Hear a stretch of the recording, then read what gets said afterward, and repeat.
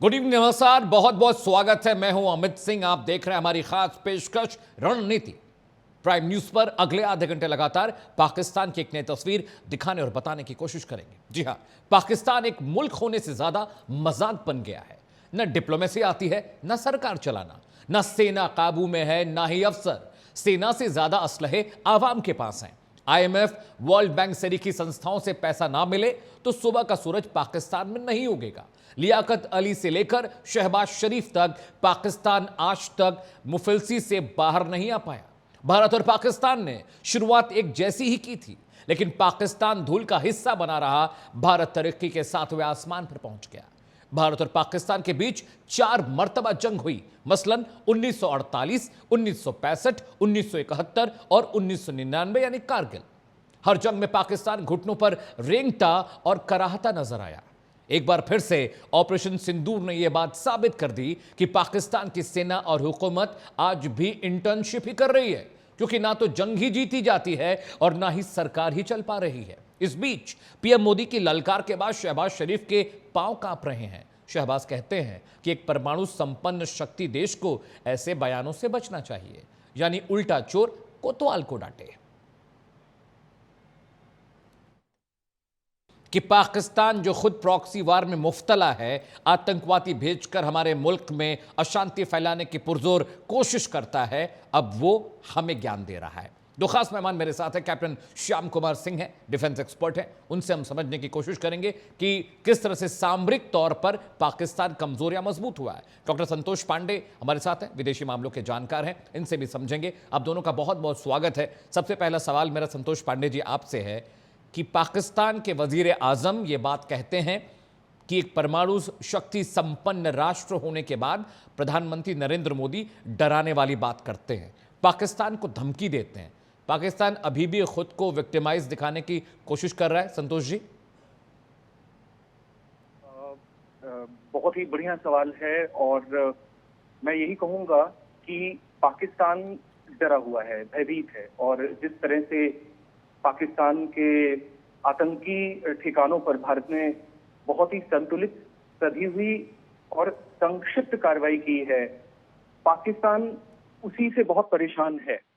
और उनको ये लगता है कि अगर भारत के खिलाफ उनकी जो रणनीति है आतंक को पालने पोषने की और भारत में उसकी आपूर्ति करने की, अगर पाकिस्तान ने अपनी इस सोच से, अपनी नीति से पीछे हटने का फैसला नहीं लिया, तो भारत अगर पूरी सैनिक क्षमता के साथ सामने आता है तो पाकिस्तान उस परिस्थिति में क्या करेगा, तो वो भयभीत है। और परिणाम सभी के सामने है, न सिर्फ भारत के विशेषज्ञ बल्कि दुनिया भर में ये बात स्पष्ट तौर पर कही जा रही है कि भारत ने जो कार्रवाई की है जी, वो एक नए युद्ध में महारत का संकेत करती है। और आप देखिए कि भारत की कार्रवाई के बाद अमेरिका के राष्ट्रपति ने भी ये बात कही है कि कि उनको भी उनका जो गोल्डन डोम प्रोजेक्ट है उस पर वो काम करेंगे और वो दशकों पुरानी अपनी जो रणनीति उसमें बदलाव करेंगे। तो आप समझ सकते हैं कि भारत की हैसियत सामरिक तौर पर दुनिया में कहां पर है। तो पाकिस्तान इससे घबराया हुआ है। और रही बात जिम्मेदारी की, उत्तरदायित्व की, तो आप खुद देखिए कि पहलगाम के में जो नरसंहार पाकिस्तान ने कराया, उसके पश्चात आप देखते हैं कि वहां के जो नेता हैं वो कहते हुए नजर आए थे टेलीविजन चैनल्स में, स्क्रीन पर कि पाव पाव का बम है उनके पास, 100 ग्राम का है, 50 ग्राम का है। और आज की ही बात नहीं है, परवेज मुशर्रफ का चाहे वो दौर रहा हो, पाकिस्तान हमेशा से परमाणु आयुधों के इस्तेमाल की धमकी देता रहा है। और वो भारत को सिखा रहा है कि भारत को कैसे इस तरीके से बिल्कुल बिल्कुल सर, आप मेरे साथ एक चीज और मैं जोड़ूंगा। जी जी, प्लीज कंटिन्यू। कि भारत का जो परमाणु कार्यक्रम है वो शांतिपूर्ण है और बहुत ही परिपक्व है। आप देखते हैं कि पाकिस्तान ने खुद चोरी छुपे अपनी एक क्षमता अर्जित की है और दुनिया के अन्य देशों को भी सप्लाई किया है। आप जानते हैं कि पाकिस्तान को कई बार एक्सपोज भी होना पड़ा है दुनिया में कि वो जो न्यूक्लियर प्रोलिफरेशन उससे जुड़ा हुआ है। तो इसमें परिपक्व कौन है, जिम्मेदार कौन है, तो दुनिया साफ तौर पे देख ही रही है। डन। अब मेरे साथ नेवल कैप्टन श्याम कुमार जी हैं। Sir, one thing I really want to know कि पाकिस्तान हमसे सामरिक रूप से भी कमजोर है, कुछ दिन पहले खबर है कि चाइना पाकिस्तान को मजबूत करने के लिए सैन्य मदद, आर्थिक मदद करेगा और उनके जो एटॉमिक वॉर वेपर आर्सेनल्स हैं उनको भी मजबूत करने के लिए चाइना काम करेगा। मैं ये समझना चाहता हूं कि आप हमसे जंग हार जाते हैं लेकिन प्रॉक्सी वार में मुफ्तला रहते हैं, शामिल रहते हैं। पाकिस्तान सबक कैसे सीखेगा? साथ अमेरिका खड़ा है, साथ रशिया खड़ा है, साथ चाइना खड़ा है। धन्यवाद, नमस्कार अमित जी, और देश को सलाम, सेना को सलाम, नेतृत्व को सलाम, और सारी जो एजेंसीज हैं, जो हमारे सैनिक हैं और साइंटिस्ट हैं और गुप्तचर एजेंसीज हैं, इन सबों को ऑपरेशन सिंदूर की बधाई। क्योंकि खौफ की बात हो रही है और अभी ऑपरेशन सिंदूर चल रहा है। पाकिस्तान अपनी जो हरकतें हैं उनसे बाज नहीं आ रहा है। राइट तो सर। मैं नेवी का कैप्टन हूँ, समुद्र से आता हूँ, शांत बातें करता हूँ, स्ट्रैटेजिक लेवल पे बातें करूंगा और आपके जो प्रश्न है उनका भी उत्तर कोशिश करूंगा देने का। क्योंकि पाकिस्तान की जो फितरत है उसमें लगातार आतंकवाद को प्रश्रय देने का एक नेचर उनका बन गया है, ये प्रकृति में आ गया है। और उनकी सेना और उनका जो सरकार है वो लगातार इसी को इनेबल कर रही है, सपोर्ट कर रही है। और लगातार जब हमारे प्रधानमंत्री ने उन्हें क्लियर वार्निंग दे दी, मधुबनी से उन्होंने कह दिया था कि हम आपकी जो आतंकवाद है उसको आइडेंटिफाई करके ट्रेस करके पनिश करेंगे, ध्यान रखना जो हमने किया है, हमने पनिशमेंट किया है, हमने जज के रोल में पनिशमेंट किया है। तो फिर भी वो संभला नहीं है और कई बातें करता है। वो चाइना जो उसका ऑल वेदर फ्रेंड है वो उसके साथ लगातार प्रॉक्सी करके उसको सैन्य और आर्थिक सहायता देता रहता है, जिसके कारण से उसका मनोबल बढ़ता रहता है। और अभी आपने जो कहा, आपने प्रिल्यूड में जो बातें कह रहे थे आप कि वो खुलेआम जनाजे पे कंधा दे रहा है, फूल चढ़ा रहा है और आतंकवाद के बारे में बयान कर रहा है कि हम उनको प्रश्रय दे रहे हैं। उनके फील्ड मार्शल कह रहे हैं कि हमारे मदरसा के लोग लड़ेंगे। तालगांव में जाति पूछकर मारा गया है, तो ये आतंकवाद का कम्युनलिज्म से उनके रेडिकलाइजेशन जो है उसके साथ जोड़कर और उसको खुलेआम कहते हैं कि हम सपोर्ट कर रहे हैं। एक संरचना देते हैं वो मुस्लिम भोग का जो टर्की जैसे जो लोग उनको फैट करते हैं, पर और बाकी लोग नहीं करने वाले। ईरान में जहां उसके प्रधानमंत्री गए वो भी नहीं करने वाले। Right sir. तो प्रॉक्सी के रूप में भी कई लोग इसके साथ खड़े नहीं होंगे। रशिया तो हमारा ऑल वेदर फ्रेंड है, हमने क्वाड में भी अपनी जगह बनाई हुई है। हम कई चीजों के समर्थन नहीं रहने पे भी हमें 400 खरीद लेते हैं। हम बहुत सब कंट्रीज से अपना संबंध रखते हैं, खासकर यूरोपियन यूनियन के सारे कंट्रीज ने हमारी ऑपरेशन सिंदूर को कहा कि आपका राइट है सेल्फ डिफेंस का।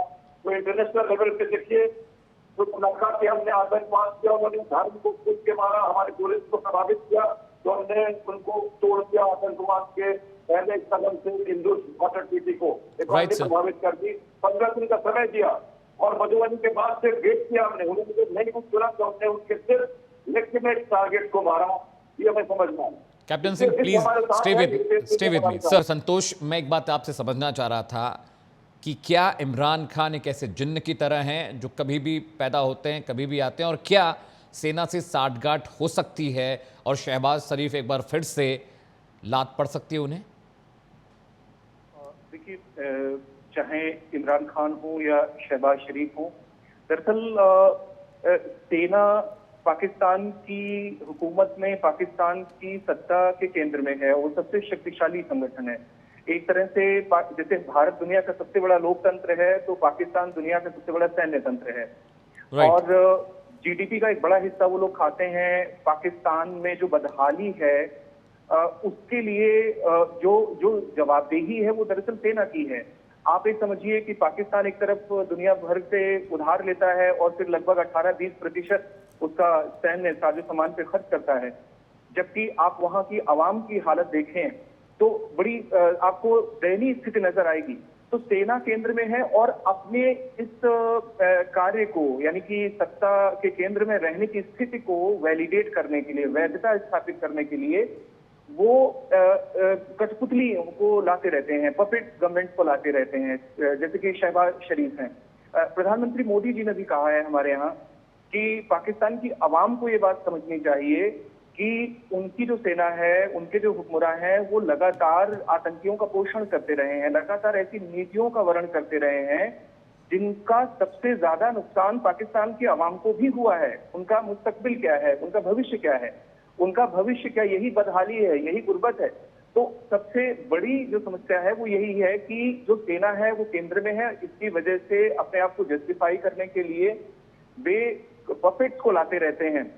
उनको लगेगा कि इमरान खान के जरिए उनको सहूलियत होगी अपनी पोजीशन को बरकरार रखने के लिए, तो वो इमरान खान को भी लेके आएंगे। और शहबाज शरीफ की अगर हम बात करें, आप शहबाज शरीफ के चेहरे पर दबाव देखिए। पिछले जब से ये 22 अप्रैल के बाद हम देखें तो शहबाज शरीफ लगातार कैमरे स्क्रीन पर, टीवी स्क्रीन पर आते रहे हैं, तो उनके चेहरे पर जो दबाव है वो साफ तौर पर जाहिर करता है कि एक तरफ शहबाज शरीफ को ये खतरा है कि भारत बड़ी कार्रवाई करेगा और पाकिस्तान उसका मुकाबला कैसे करेगा, इतिहास इनको किस रूप में प्रदर्शित करेगा। दूसरी तरफ सेना जो अपना काम कर रही थी वो शहबाज शरीफ को आगे करते हुए कर रही थी। तो एक ऐसे देश में, एक ऐसी व्यवस्था में जहां अव्यवस्था ज्यादा और व्यवस्था कम है, और ये समझते हैं कि मात्र बंदूक के दम पर राज्य व्यवस्थाएं चलती रहती हैं, तरक्की करते रहते हैं लोग, तो ये बता पाना कोई बहुत कठिन काम नहीं है। क्योंकि हमने देखा है दुनिया के और भी बहुत सारे ममालिक में और बहुत सारे देशों में जहां पर राजनीतिक स्थिरता, लोकतंत्र का अभाव रहा है, वो देश तरक्की नहीं कर पाए हैं। एक और बात मैं यहाँ पे जोड़ूंगा। इमरान खान कहीं ना कहीं सही बात बोलते हैं, क्योंकि इमरान खान पीड़ित हैं। फिलहाल अगर हम बात करें इस दौर की, तो इमरान खान के मन में कहीं ना कहीं ये बात थी। आप देखिए कि जब इमरान खान खुद प्रधानमंत्री थे तो वो भारत की तारीफ करते थे। वो कहते थे कि देखिए भारत एक तरफ रशिया से दोस्ताना ताल्लुकात रखे हुए है, दूसरी तरफ अमेरिका से, रशिया से तेल ले रहा है, वो यूरोप के दबाव को नहीं मान रहा है। और दूसरा, चाहे वो भारत में इंतखाबात हो, चुनाव की बात हो, लोकतांत्रिक परिपाटियां हो, या मोदी जी का दृढ़ व्यक्तित्व हो, उनकी विदेश नीति में स्पष्टता हो, इमरान खान निश्चित तौर पर भारत की तारीफ करते रहे। तो कहीं ना कहीं इमरान खान के मन में होगा कि पाकिस्तान में भी वे सारी लोकतांत्रिक प्रक्रियाएं शुरू की जाए। हो सकता है पूर्ण रूप में नहीं तो right. Sir, I will come back to you. सेना ने उनको अंदर, ठीक है doctor Santosh, I will come back to you. जी जी। कैप्टन श्याम कुमार जी मेरे साथ, अगर वो मुझे सुन पा रहे हो। कैप्टन साहब, पाकिस्तान की जो सेना है वो ज़्यादातर मौक़ों पर तख्ता पलट किया है उन्होंने, और इतिहास पाकिस्तान का गवाह रहा कि किसी भी प्रधानमंत्री या राष्ट्रपति को सेना ने कायदे से काम नहीं करने दिया। क्या आपको ऐसा लगता है कि इमरान खान कोई ऐसा ऑफर दे सकते हैं जिसके बाद शहबाज शरीफ को भी अपना पद छोड़ना पड़े या उनका तख्ता पलट हो जाए? देखिए अमित जी, जो बात इमरान ने कही है, इमरान खान का कहना, एक तो मैं उनको धन्यवाद देना चाहूंगा सबसे पहले कि आपने कहा कि वहाँ पे कई बार तख्ता पलट हुआ है और आर्मी का लगातार अपना रोल रहा, मार्शल लॉ कई बार लगा चुके हैं वो। तो वो ये कह रहे हैं कि मैं शहबाज शरीफ से बात नहीं करूंगा, मैं आर्मी से बात करूंगा। तो एक इंडोर्समेंट देखिए उसकी, देश की जो नीति है, जिसका जो तरीका है, स्यूडो मार्शल लॉ जो आज चलता रहता है, पूरे विश्व में करीब 8 जगह ऐसी, जहाँ तक मुझे ध्यान आ रहा है, जहाँ पे मार्शल लॉ लगा है, अभी चल रहा है कुछ देशों में, जैसे म्यांमार जैसे देश हैं। तो ऐसे देशों में कुछ ऐसे देश हैं जो जिनमें स्यूडो मार्शल लॉ है, जहाँ पर सरकार तो है पर वो पीछे से सेना चला रही है। पाकिस्तान उनमें से एक है, और इनमें जो जीडीपी इनकी ग्रोथ है उसमें ये जो 2 कंट्री है उनकी जीडीपी सबसे लो है कंपेयर टू जहाँ पर पूरी तरह से मार्शल लॉ लगा हो। मैं ये नहीं इंडोर्स कर रहा हूँ कि मार्शल लॉ लगना चाहिए, पर तख्ता पलट यहाँ पे लगातार होते रहे जिसके ये चांसेस है। और इमरान खान जब कहते हैं कि वो आर्मी से बातें डायरेक्ट करेंगे, तो ये इंडोर्स करते हैं कि वहाँ पे ताकत जो है आर्मी के पास है। भले शहबाज शरीफ केवल जिसके से वो नेता हो और वो सरकार चला रहे हैं, पर वो बहुत परेशान है और बुरी तरह से फंसे हुए हैं। और जो इमरान खान देर से कुछ कहते हैं, तो इसका मतलब वो अपनी जो बातें कह रहे हैं वो इस तरह से देश की जनता को कह रहे हैं, और ये कह रहे हैं कि मुझे सेना से बात करके वापस लाओ। और वो एक दूसरी बात, उनकी कंट्रोवर्सी है कि वो मुनीर खान को कह रहे हैं कि तुम राजा बन जाते, तुम गुलमान को तुमने अपना सेल्फ दे दिया है। तो आर्मी के प्रोफेशनलिज्म से भी वो एक हाथ भी कर रहे हैं कि प्रोफेशनल आर्मी भी नहीं है जी। बात किससे किया जाए, जनता परेशान है, बहुत ज्यादा पाकिस्तान में परेशानी है, कोई भी स्टेबिलिटी नहीं दिख रही है। क्योंकि वहाँ की जो आर्मी है, आपको पता है प्रोफेशनल होंगे। मैंने एक बार कहा था, आपको फिर से कहता हूँ कि अगर भारत उनकी औकात समझे पाकिस्तान आर्मी की, तो एक लाइन में कहूंगा कि हम तुम्हारी हर फितरत का अंदाजे नजर जानते हैं, हम तुम्हारी हर फितरत का, प्रफुल्ल था, हम तुम्हारी हर फितरत का अंदाजे नजर जानते हैं। हमने पूरी उम्र गुजारी है तोप खाने में, गुजर खाने में नहीं। तो वहां के लोग जो है वो मस्ती कर रहे हैं आर्मी में जी। वहां में एक बार खूब हो चुका है आर्मी का, कोर कमांडर के घर को जाके लूट लिया उन्होंने, सेना को भी नहीं छोड़ा उन्होंने। तो ये स्थिति खराब हो रही है और प्रधानमंत्री ने बहुत सही समय पर उनको कहा है कि पाकिस्तान के लोगों से हमें नफरत नहीं है, उन्हें जीने दिया जाए। ठीक है तो कैप्टन ये साहब, जरूरी है कि भारतीय लोग सभ्यता से जीते हैं, Point उन्हीं taken, को sir. मारा है, ये जरूरी है। Done sir, point taken. Doctor Santosh, it may be hypothetical question for you, but क्या आने वाले वक्त में जिस तरह से अमेरिका पाकिस्तान को सपोर्ट कर रहा है, चाइना बिल्कुल दिल खोल कर बैठा हुआ है, क्योंकि टू फ्रंट वॉर की सिचुएशन इंडिया के खिलाफ चाइना और पाकिस्तान बना रहे हैं। उधर लेह लद्दाख, दौलत बेग ओल्डी का इलाका देखिए जहाँ से चाइना भारत को घेर रहा है, और इधर राजस्थान, जम्मू कश्मीर, पुंछ, नौशेरा और जो जम्मू का इलाका, वहाँ से पाकिस्तान भारत पर लगातार रिटेलिएट करने की कोशिश कर रहा है। क्या आने वाले वक्त में आप टू फ्रंट वॉर की सिचुएशन देखते हैं, या सिर्फ ये प्रॉक्सी है, ये छद्म बातचीत है, ये होने वाला नहीं है, ये असली रूप में कभी नहीं आएगा?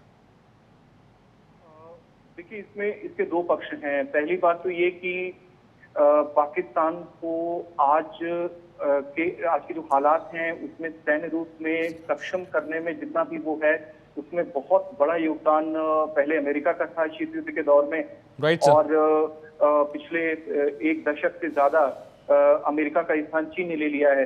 एक समय अमेरिका, पाकिस्तान, चाइना धुरी हुआ करती थी, ये तीनों एक लाइनअप थे, और तब भी हमारे ऊपर ये खतरा था कि हम ना सिर्फ रेड क्लिफ लाइन पर, एलओसी पर, बल्कि मैकमोहन लाइन पर भी हम उतना ही खतरा महसूस कर रहे थे। Right sir. देखिए, हम अगर व्यापक रूप से देखें, जो रणनीतिक जो महत्व है इस विषय का, वो ये है कि जैसा कि हमारे पूर्व सीडीएस साहब मिस्टर रावत जी कहते हुए आए हैं, जनरल रावत साहब कहते हुए आए हैं कि हमें 2.5 मोर्चों पर लड़ाई लड़नी है, निश्चित तौर पर हमें तैयारी करनी होगी।